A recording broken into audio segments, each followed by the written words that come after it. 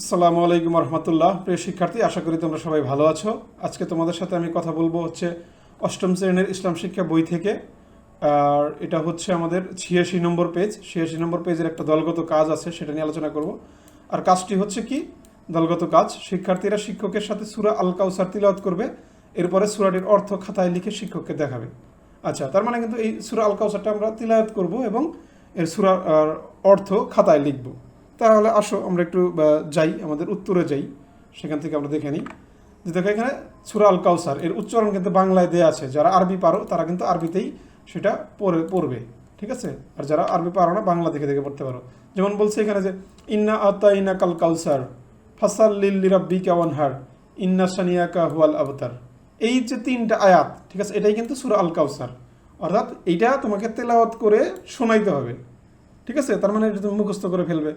আর এটার অর্থ হচ্ছে এটা, এই তিনটা আয়াত যে তিনটা লাইন, এই তিনটা লাইনের অর্থ হচ্ছে এটা। 1 নম্বর লাইনের অর্থ কি? নিশ্চয়ই আমি আপনাকে কাউসার দান করেছি। 2 নম্বর আয়াতের অর্থ অতএব আপনার পালনকর্তার উদ্দেশ্যে নামাজ পড়ুন এবং কোরবানি করুন, ঠিক আছে? এবং 3 নম্বর হচ্ছে কি, যে আপনার শত্রু সেই তো লেজ কাটা নির্বংশ।